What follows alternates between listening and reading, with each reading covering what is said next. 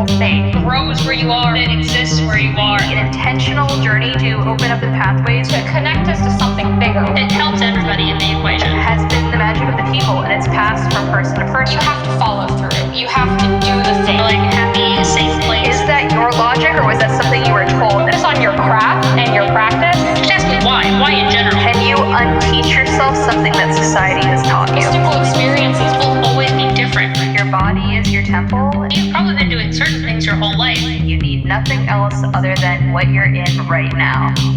This is Georgina. This is Nike. And this is Temperance. And welcome to Occultism with a Side of Salt. Hello, this is Georgina. This is Nike. And this is Temperance. And welcome to Occultism with a Side of Salt.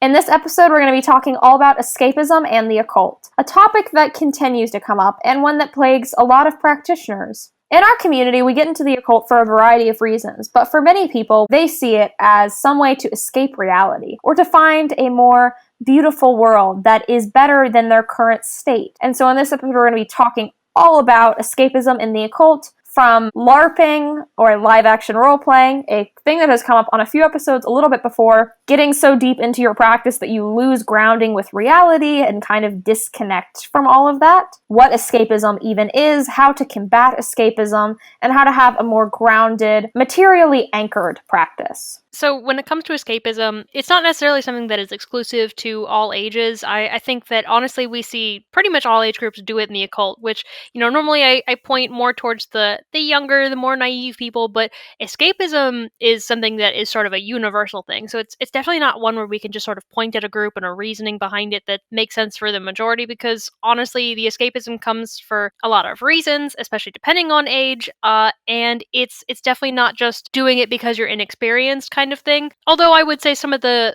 more LARPy parts, like specific branches of being really LARPy, may come with being younger. But it's definitely like an interesting phenomenon depending on the age group that it happens in, because especially with older people, I think I see it being more of like a power structure thing, like pretending to have more power than you do, or trying to have a power that you don't, and that's why you're turning to escapism. It's definitely interesting to observe from the outside, to say the least. I think it's important to note, and I know it's like not something that we, when we talked about this episode and what we wanted to bring up, we didn't actually mention it, but escapism is like a normal and healthy part of mental health, and it's something that does happen, especially when like there's a lot going on in your life.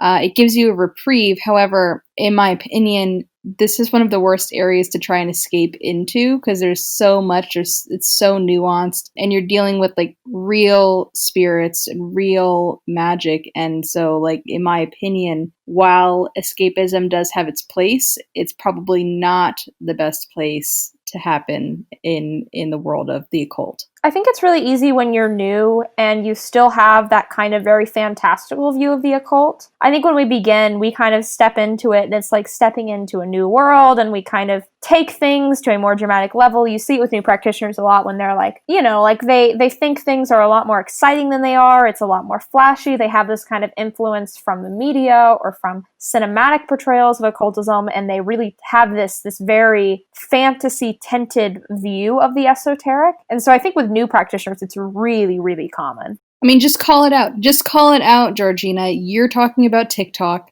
100% talking about TikTok. I'm going to take it there because this is the biggest place that we can see easily where escapism is happening. Like, it's totally cool if you want to be theatrical, but it's different than, I don't know. There's this, it just feels a little hollow, feels a little different. People that turn witchcraft, occultism, spirituality, deity work into something else, something other, something, there's no better word than to be like dramatic or theatrical. Like, that's for the purposes of escapism, and we're escaping on the internet using these things in this subculture because we're interested in it or we're already in it. But it's like TikTok is a place where you can really see that happening. And I find that it mixes a lot with the like aesthetic issues that we find of like people treating witchcraft as an aesthetic thing. It sort of becomes this like way to escape, but to make it beautiful, like to make your life more beautiful than it is, and sort of like the cottagecore fantasies. I know that we see it sometimes with like the power trips from the younger people too. Sometimes the deity work. Like there's a lot of ways that they're doing it for the aesthetic, and like especially as it mixes in with social media, you sort of get it in your head that this is what it must be and this is how it must look. So I'm gonna make sure everybody knows how powerful I am by doing like these effects and threatening people with hexes, and it's putting on the persona for the aesthetic. Like the persona itself is sort of like the emotional aesthetic that people want to put on, and that becomes the escapism of like playing this role of, mostly on TikTok, it's like being super powerful or super cool or special or like chosen by whatever special deity, spirit, path thing.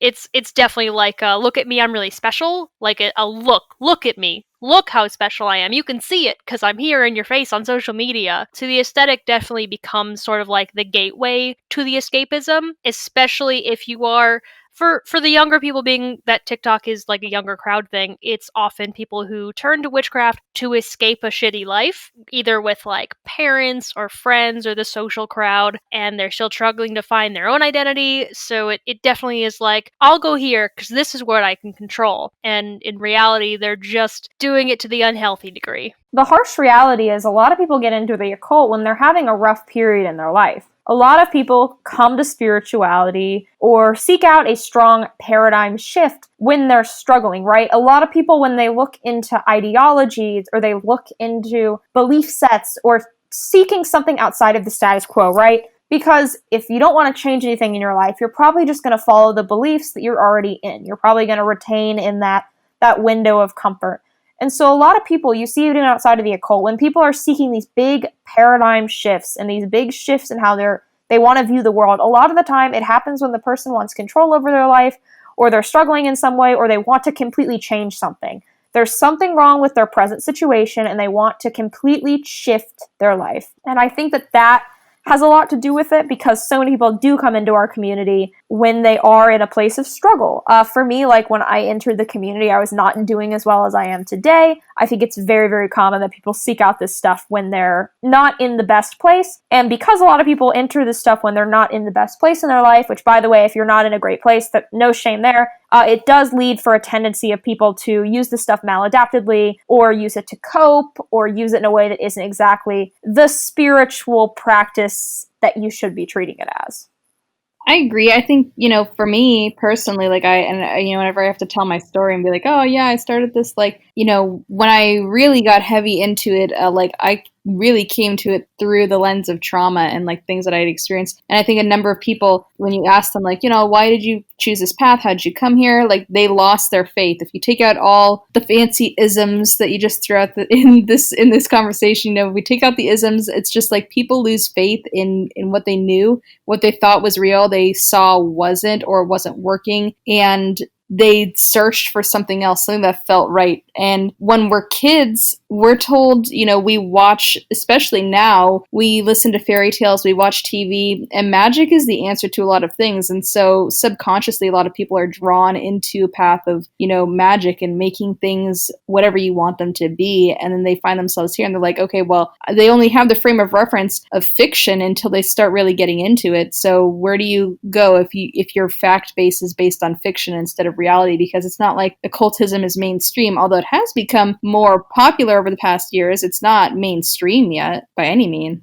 There's this sort of trend I find, and I want to address really quick that, you addressed earlier, there is a good level of escapism. It's why we have art and music and movies and like all these things, like the entertainment stuff that we turn to. Like there's a reason that we want them, is to escape and sort of have this like fantasy, and it's inspiring. But, it's when it goes a little too far. I see this a lot.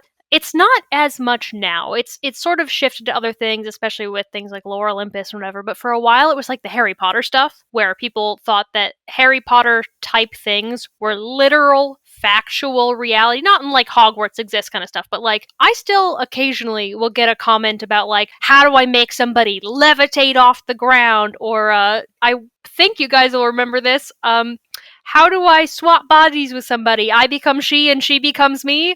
Like, trying to do stuff that you see in, like, movie magic. And it, like, you laugh, but at the same time, it's sort of, because, like, it mixes with people being young and wanting power and aesthetics, but it also mixes with mental health, where, especially for people that struggle with mental illness, and especially when that mental illness is a little bit more severe, it can toe a very fine line between what is reality, what is escapism, and what is actually just straight up like medical mental illness delusions.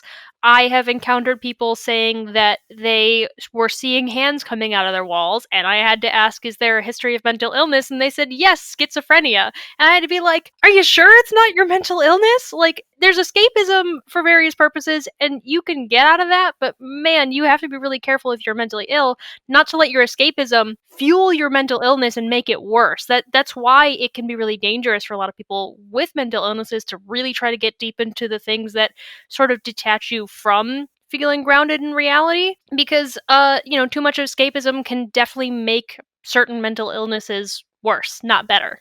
And our community can kind of glamorize those mental illnesses in weird ways. I think we've all seen conversations, especially in the New Age space, about how you should go off your medication and how medication is something that impairs you or holds you back from spiritual development, or that, like, if I quit my meds suddenly and that suddenly made me way more spiritual and I felt way more connected to something higher, and like that type of dialogue. I think that it gets into that territory a lot of the time. Well, I think that's like a really important community break that's important to recognize is a lot of the talks that we're seeing. Now, I'm about to make a sweeping statement, fucking cancel me for it. When we see that conversation, I tend to see that coming out of the New Age Lightwork community more than I do out of the occult witchcraft community. And the two do get conflated a lot. And so we're seeing, the whole, like, you can heal yourself using these things instead of those things, and like you'll never ascend if you're under the influence of drinking city tap fluoride water and whatever else they're saying. Like, I don't see that coming out of the necessarily occult or witchcraft communities more so than I am seeing it coming out of the light work community. So that's just like, I don't know. Of course, it happens everywhere. There's people that are going to dismiss Western medicine, modern medicine, mental health. There will always be that aspect, no matter what community you're in. We see it in Christianity. We see it throughout various cultures. It's not unique to the world of the occult and paganism, but it does have a community where it's larger, and that community tends to agree with QAnon. That community tends to do, portal time reality jump shifting and all the things that we're seeing happen on the internet that it's like, what the heck are you guys doing? Like, that's another thing, is like reality shifting. I know it's like popular on TikTok to bring up, but that really started from like an anime thing, and it's really escapism more than it is anything else. Well, what reality shifting is a lot of the time it's just people drinking mugwort, which is a psychoactive herb.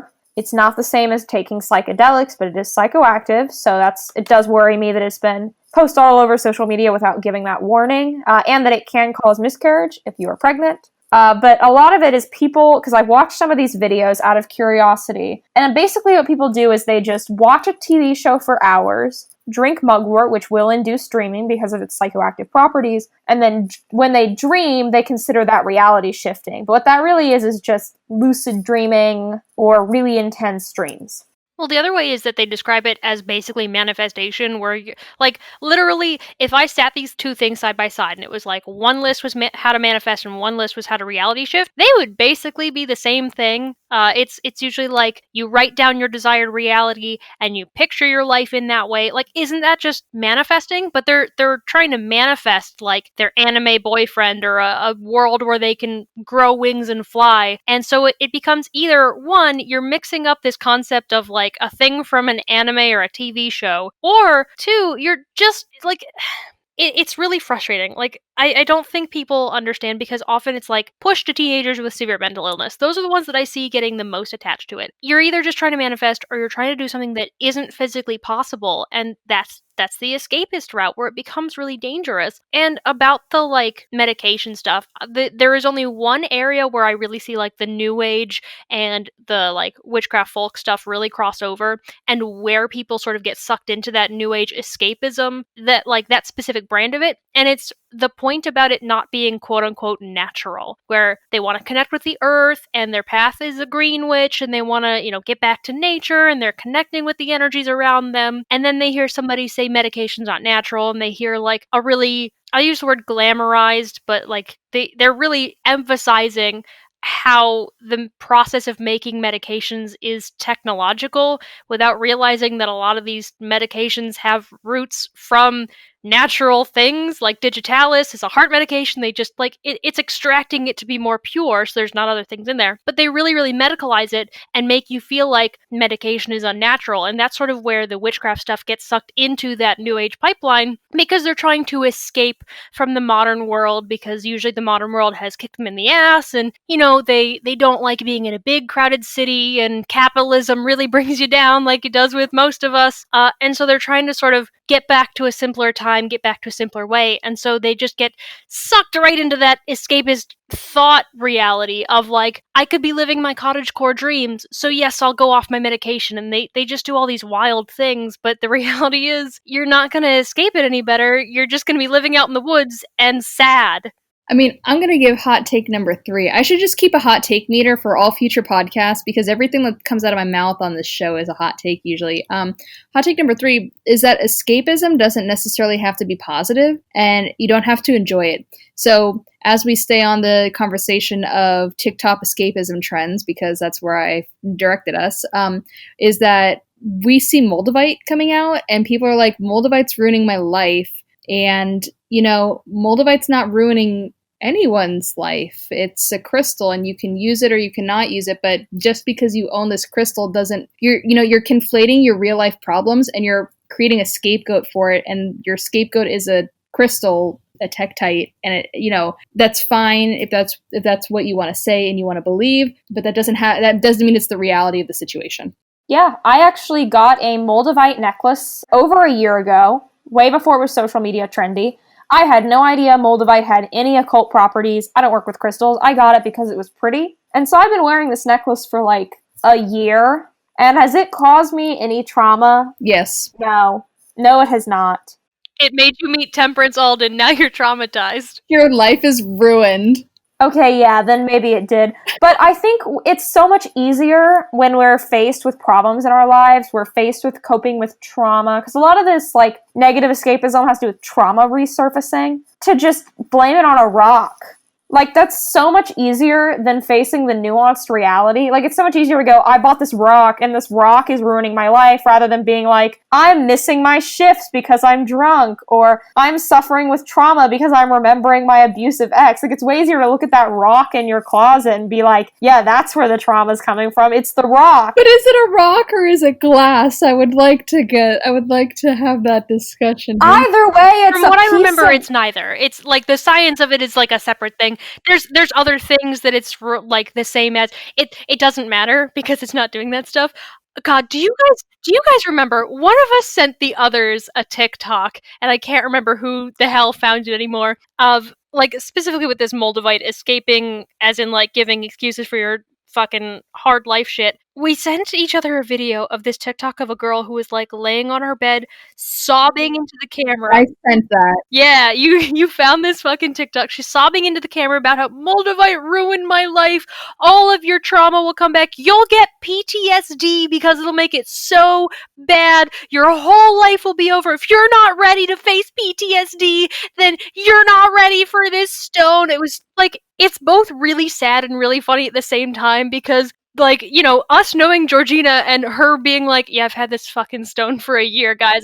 I'm not sobbing on my bed into a camera about how terrible my life is ever since I got this fucking rock. If anything, I would argue from what you've told us, your life has only become better because you've met us. Hello. We've made your life both better and worse. I don't know about that. Maybe that jeweler in Portland who was selling the Moldavite pendant really just handed over and was like snickering, like, ha ha ha, she's gonna get PTSD. Got her now. Her life.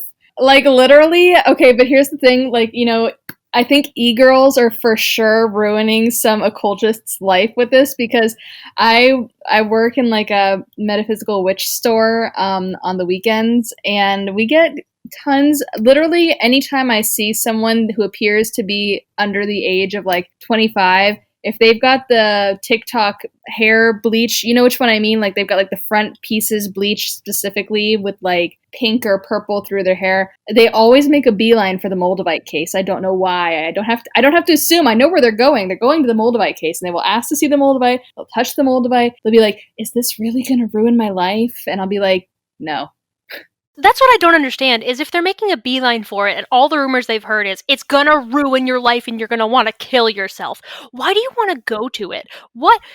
So I don't really have the words to like. It was a capitalist move for sure. True, but I don't understand like from the buyer's perspective, in words necessarily. Like there is this sort of sweet misery of like wanting to have reasons to be sad when you don't fully understand your emotions. I was sort of in that pit for a while after just a really hard period of time in my life, post breakup, being around some really fucking awful toxic people who were ruining my life, but I found it really hard to detach from them. So like there is this way that people sort of get attached to misery, but I don't fully understand like in a logical way. You hear, this thing will make you want to die, you'll get PTSD, your whole life will be ruined, all of your trauma will come back, and you're like, that's what I want. I want trauma. I want to be that. I think it's that people are like us, and they're logical, and they're like, there's no way this is going to do that. Let me experience it firsthand. I think that's what it is. I think there's an allure of that temptation. Like, if you're like if you have some super powerful rock, and it can revolutionize your life, like that kind of gives you like a little bit of that like main character syndrome. Something I've been seeing on TikTok and social media, all over social media, is I'm the main character. I am the main character. I do this to feel like the main character. That's such an Aries statement of you, Temp. I'm just going to throw that out there to be like, I am the main character. I am the main character of my reality, and you guys can't convince me otherwise. I'm going to shoot in reality where I'm the main character. Well, everyone is the main character of their own reality. True. Not if you have Moldavite. And Moldavite, I feel like if you have some dramatic special crystal like Sailor Moon that makes some crazy change in your life, isn't that like, that kind of makes you feel fantastical? Like, even if it's some cursed rock, right? It's kind of like how people buy those like deep web, like cursed dolls. You know what I mean? It just gives you that like horror movie, fantastical appearance and specialness in your life. And we're all drawn to the taboo, right? If you tell someone they can't do something, you want to know what they're going to do? They're going to turn around and do it. I think Moldavite is just like that. Literally like the plot of Wonder Woman 84, and I'm not going to give it away, but that's like so very much... Okay, watching like hot take Wonder Woman 84 kind of feels like a love affair of what I feel like a lot of people feel like Moldavite's going to be. You'd have to watch the movie to know what I'm referencing, but if you've seen it, you'll kind of get what I mean by that. Oh, you guys are going to have to correct me if I'm wrong. Wasn't there, like, that reminds me, wasn't that part of it of, like, it's either going to, like, bring back all your trauma or it's going to make you super powerful and strong and start your ascension? Yeah. Ascension was a big part of, like, all of that. And honestly, like, in regards to the New Age stuff, ascension is one of those escapist concepts I've found of people being like, and nobody ever explains it clearly, like what they mean by ascension, because most New Age shit, let's be honest, is not defined. Anything they ever say, I've never been able to find any real definition on. But it's often like, you'll ascend and you'll be above everybody else and you'll be so powerful and enlightened, you'll be like the Buddha now. Like, they don't actually say you'll be like the Buddha, but it feels like their implication is that everyone's going to be Buddha-like now. And it just becomes this fantasy of, you'll be so calm and wise and you'll be one of the masters now and everyone will look up to you, and really just plays into that main character syndrome for sure. I think that's what we see it. We've seen it many times, and it is because our communities have been so.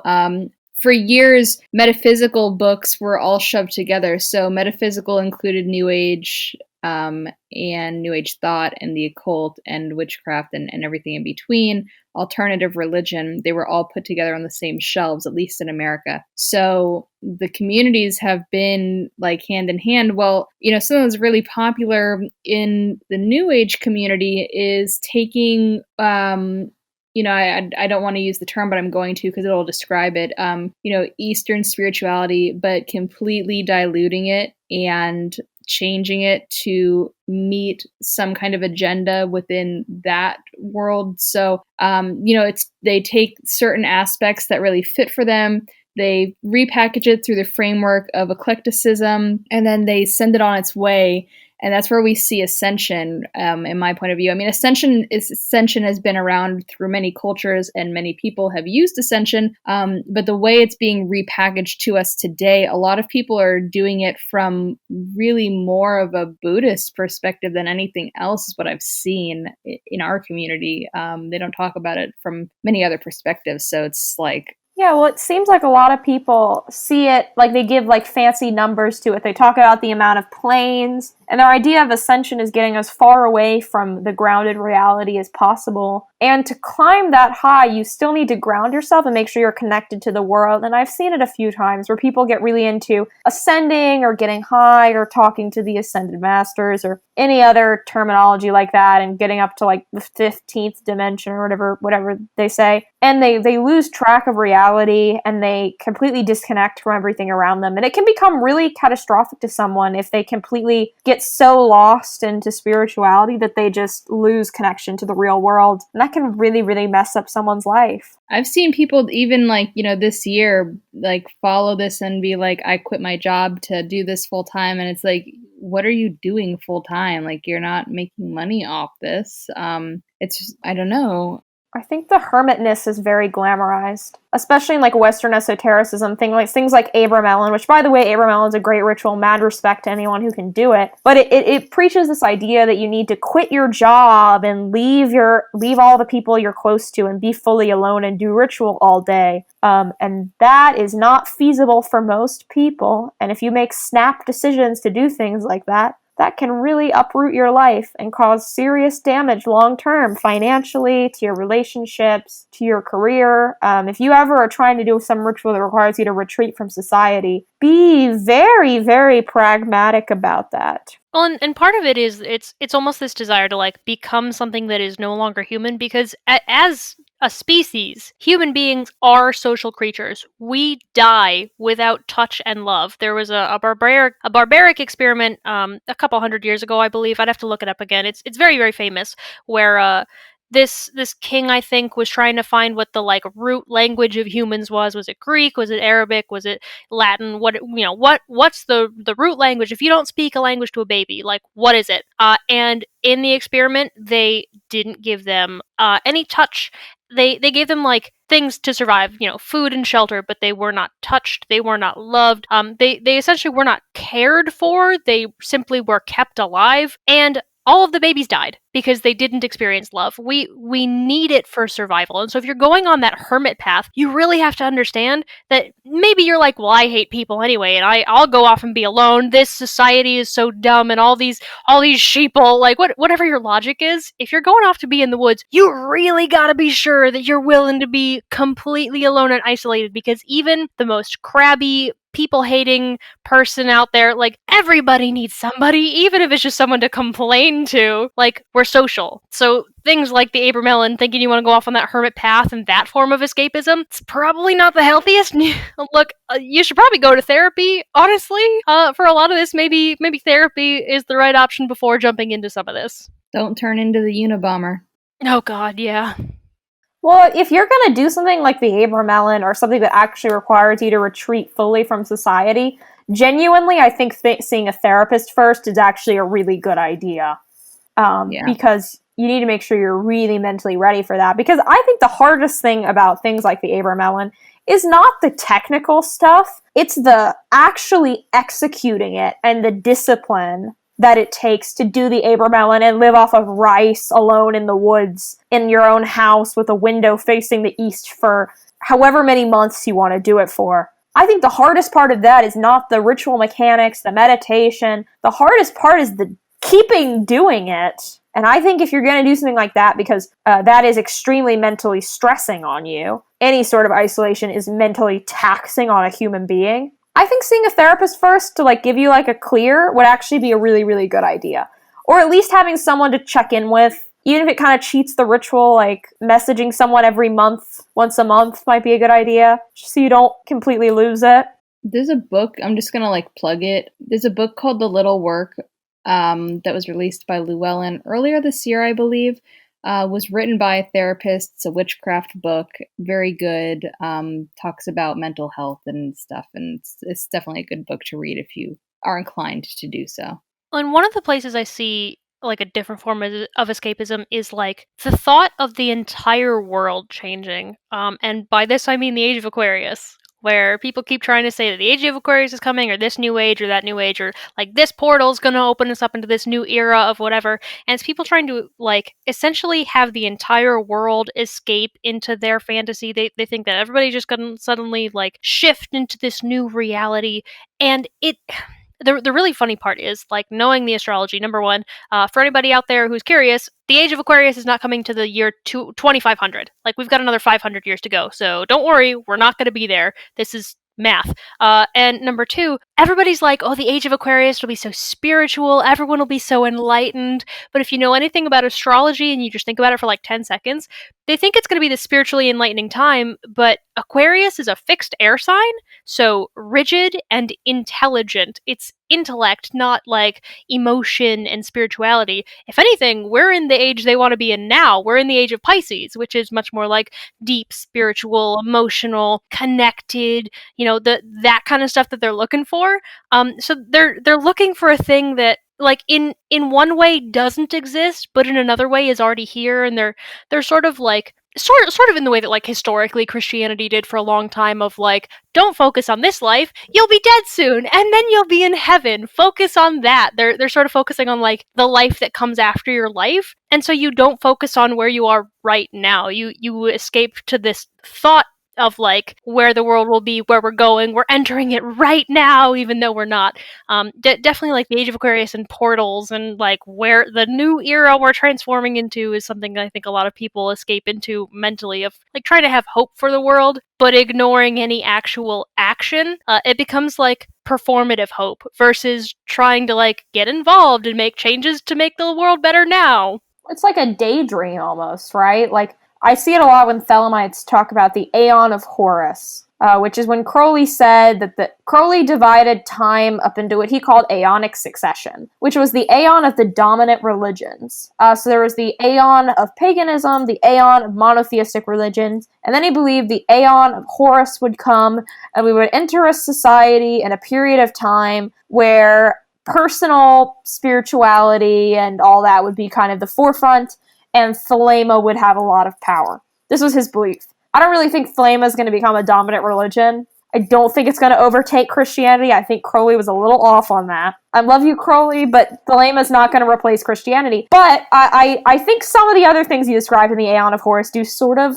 make sense. But when you're obsessed with the coming Aeon, you can't forget what's happening now. If you do a ton of rituals to get closer to that timeline, like, it's daydreaming, it's fantasizing, which is great, but if your entire view on life and how you make your choices on some fantasy reality that may or may not happen, you're ignoring the moment. I think if anything was going to overtake it, honestly, it would be either paganism again, because it's having a big revival, or probably Wicca, to be honest. Wicca or like Buddhism, but Buddhism has been around for so long. One of the ones that has like a long history, but like polytheism, I think, would be the most likely thing to come back again. I don't know why you would think it would be Thelema.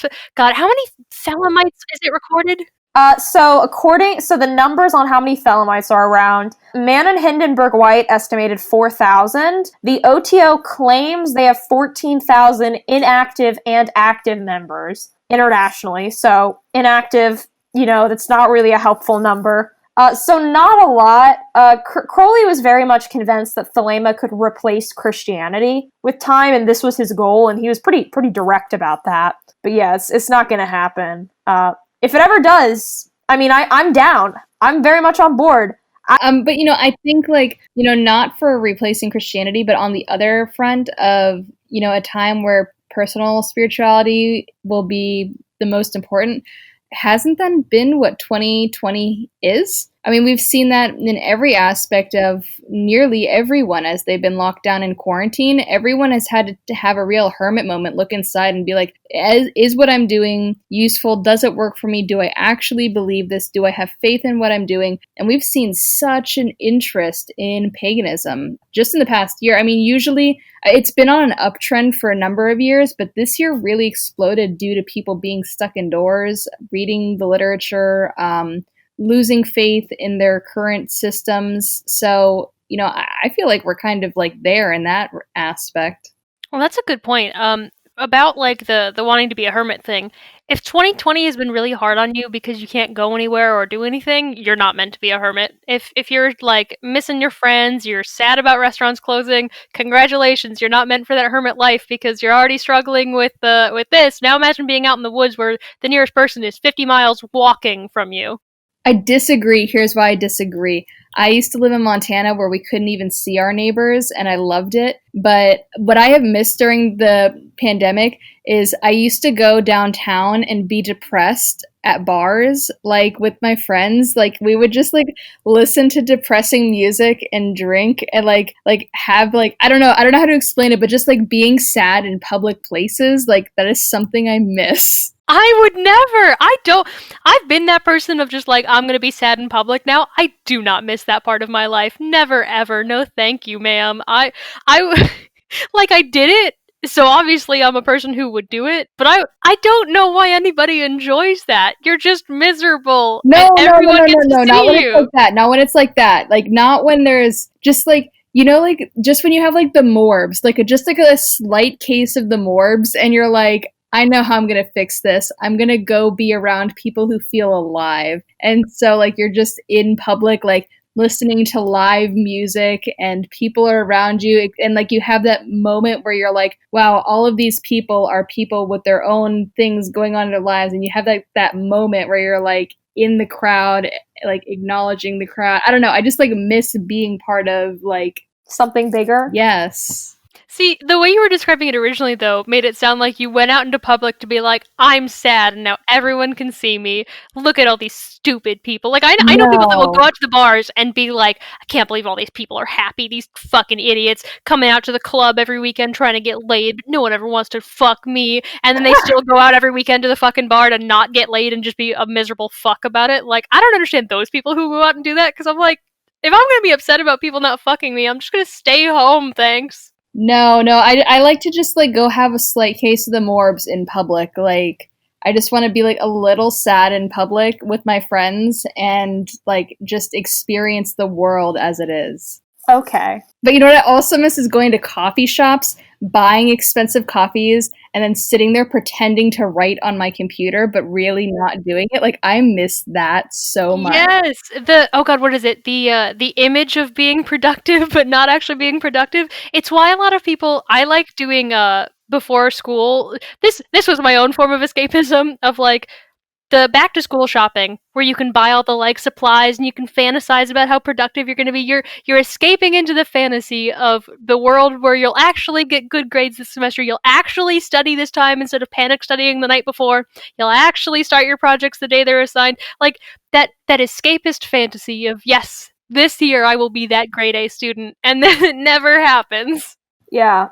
Escapism is everywhere. I think another way people escape is by depending on tarot. And this is a little bit of an angle that doesn't come up a lot, because I read tarot for people. I read tarot for myself a lot. But if you're pulling cards every time you leave the house, and if someone looks at you in the subway train and you're convinced they're your twin flame, and you pull 9 tarot cards, or you do a tarot reading and you don't like the card that you pull, so you shuffle the deck 15 times until you pull a card that you like, that's an act of escapism, because you're trying to be like, oh, I control the world, my divination controls the world, but you're like rigging your deck so it's exactly what you want, or you're like purposely reading the card incorrectly, or you're like purposely twisting the reading. Like you pull a 3 of swords and you're like, yeah, this means we're gonna fall in love. Like that is an act of escapism, because you're like, yeah, I'm using my psychic abilities to predict time. But it's actually just very maladaptive. I know that we don't call it escapism necessarily when we see it, but I mean, you'll see tarot readers specifically talking about how, listen, if you're, God, our friend Robin from A Tired Witch talks about this all the time, where like, if you're coming to her 15 times a week, asking for yet another reading on your ex-boyfriend, and is he coming back, and are you sure he's not coming back, are you really sure? And she's pulling like the Three of Swords and shit like that, and the Devil and Death, like cards that are definitely like, bitch, move on. That classic like meme where the cards are laid out saying dump him. Like, if you have to come around 15 times a week for another love reading on your ex, maybe it's time that you focus on something different, because you're using that tarot reader as your form of escapism. You're not even doing the readings yourself, you're using somebody else to be your escapist proxy. I think that another way that you can get, escaped, if that's the word I'm going to use, I'm trying not to be distracted right now by Georgina. Another way you can be escaped is astrology. And I'm not an astrologer, but I do see people just throwing random words out there. And like, the whole meme where people are like, I don't know, Mercury must be in Gatorade or something. That's how you guys make me feel. Like, you just say a bunch of words that don't go together, they don't make sense, and you're living in this fantasy world. And it's not like the real astrologers that like actually they'll say something relevant to the topic, and they'll be like, oh, today like this planet's moving into this degree and this is what it could mean for, whatever. It's not that. It's that like random people on the internet will get like quasi into astrology and be like, oh, my Neptune is going to counteract with this random degree in my chart, and then blah blah blah, and then a plane's gonna drop out of the sky, and it's like, what? Like, this is not a time for healing, this is not a time for planes dropping. I don't know what you're doing or saying, but astrology is a place where that happens. Oh, for sure. We all saw together a post recently, and I don't remember all of the context behind it, but so astrologers will know that unless you're doing lunar magic specifically, you won't really be talking about like the waxing gibbous in Gemini. You'll never have a thing that's like, the waxing gibbous in Gemini is squaring to Mars. Like, they don't include the phase of the moon outside of new and full, because it really doesn't matter all that much, because we'll be able to know where it is just by looking at it astrologically. Like, you can see it on the chart and see if the sun's over here, and this would be where it's new or full. You can tell, what phase it's in. And it's super funny to see these people that have just gotten into astrology, and they've just finally learned whatever version. It's probably pop or modern astrology. The houses and the signs and the planets. And so they just like throw this jumble of words that even professional astrologers are like, what the fuck are you saying? What are you talking about? This is not how any of this works. And often people will use it as like an excuse of why people are bad. Now, I will say, we do make fun of certain signs here, because it's funny, but we're not actually like, if you're a Pisces, you are always a bad person. If you're a Cancer, you're dog shit. Like, we don't actually mean that. We're not actually like, oh, you're a Cancer? Okay, I'm leaving this date now. Goodbye. Like, we're not doing that, but I know that a lot of people will do that, where they will legitimately be like, not healthy. Oh no, it's not healthy at all. They'll legitimately like go on a date with somebody or meet someone at a party to be friends with, and that person's like, oh, I'm a Gemini, and they'll be like, oh, and just get like really bitchy and mean suddenly. And it becomes this like way of ruling your life in that sense. Or like, you see a transit that could be really difficult, and like, one, even if you understood the astrology properly to be able to make an actual correct prediction about it, people would still freak out. But two, usually they don't know enough to make a correct prediction. Like, even I, who have been trying to study it really hard, like especially over the last year where I got really, really serious about it, I'm still making mistakes. So I know that because I'm going to make mistakes and I still have a lot more to learn, I'm not taking any transits super seriously as like, if Mars is in this degree with this aspect of this planet in this sign, I'm gonna die. Like, I'm not taking it as that. I'm going, okay, well, it could be difficult, so I'm gonna write it down, and I'm gonna look back at it later, and I'm gonna see if anything like that happened, and we'll find out. I'm not being like, this is gospel, this is the only way, I will be super literal about the misguided novice translation I've made of this thing. It's also why you need to listen to professional astrologers who give grounded, realistic, like, looks into these things. Jessica Lanyadoo will do that, where she's like, yeah, this is pretty hard. It could be really difficult, could be a learning experience, could end up being a fairly minor inconvenience, could be good in the long run, or could just suck. But she's not like, your life is going to be over, you'll never ascend now. You'll never be ascended because of this transit hitting your life. Like, you gotta find astrologers that understand what they're talking about and actually have the credentials. If you're just finding some random astrology Twitter person and you're listening to them doomsdaying, like, it goes into the fear-mongering thing too, where you're escaping into fear-mongering. Here's a question I have for both of you, okay? because you were like, oh, you go to a party and you say like Geminis or Cancers. We know what you were referencing here. Why don't you guys just lie in that setting and say that you're something cooler than what you are? Like, no, they're never going to meet you again. If you know someone's going to give you shit about being a Gemini or a Cancer, why don't you just say you're like a Leo? See, but you never know. I've met people that are like, I love Geminis, and then there's people that are like, Geminis are the worst people I've ever fucking met. And, like, number one, you have more placements than that, but number two, you're never gonna know, because, like, I really like Scorpios, I really like Aries, but there's some people that are like, Scorpios and Aries are bitches. They're awful. Everyone They're loves assholes. Aries. What are you talking about? True. Like, And you're the main character and everyone loves you. But you're never gonna know what the opinion is because you don't know that person. So, like, I know people that are like, I love Libra, I love Cancer. Georgina, you have redeeming planets, so I'm allowed to love you. But, like, I don't tend to like Cancers or Libras. They're often too soft and, like, ooh woo. And I'm like, suck it up, Jesus Christ. But I also have my big three as Gemini, Scorpio, and Capricorn. So, like, I feel like if you're at a party and you're gonna ask someone their sign, ask them their rising sign. they won't know that. They won't know that. These are normies. The real ones will, though. The real ones will be like, I'm this rising, and then you can I be feel like, like most people know their big three now, like even in normie. yeah, there are some normies that do know, and I'm not entirely sure why.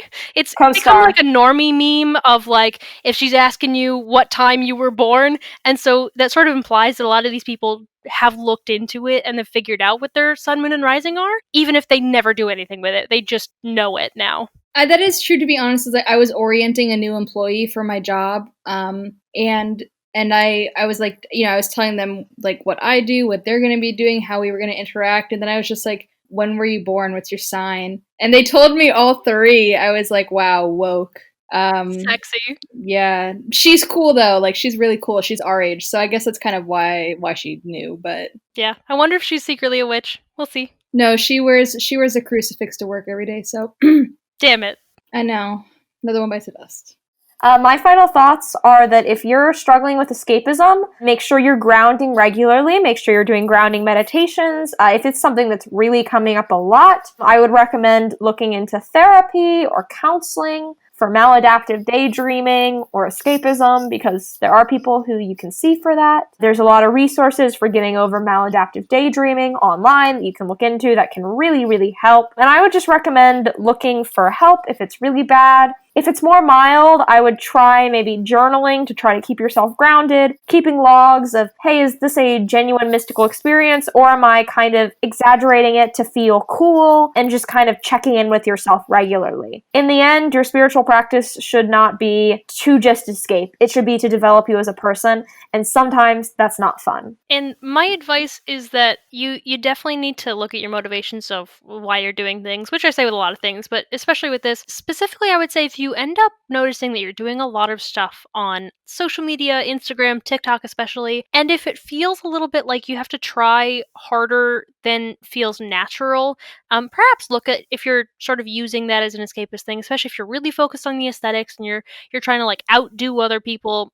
You may end up using like witch talk as an escapist thing to find more power or to find this aesthetic thing that you're looking for, especially with witch types. Just sort of check in with yourself, like really understanding that your path is your own and you don't have to perform it for other people definitely helps with that. Yes, my final thoughts are that the internet is a great place to escape, but it's not a great place to find genuine occultism majority of the time. So if you're escaping, just recognize that's what you're doing. It's a normal, healthy response to life situations, but it's good for us to keep our boundaries and keep grounded in reality when we're escaping. So this has been Georgina. This has been Nike. And this is Temperance. And you've been listening to Occultism with a Side of Salt. You can find Occultism with a Side of Salt on YouTube and Spotify. As well, we have a Patreon where we release bonus episodes, extended content, and early access, along with more benefits. You can find me personally on TikTok, Instagram, YouTube, Twitter, under .darling, and on Patreon. And you can find me at Warrior Witch Nike pretty much everywhere. Links will be in the bio. Twitter's Warrior Witch N, where I'm a little bit more unhinged. And I also have my own Patreon, because that's super fun. And YouTube is more of my main thing. So if you want to catch my sort of educational content, that's where you go for the main stuff. You can find me at Wild Woman Witchcraft across most platforms, otherwise Temperance Alden.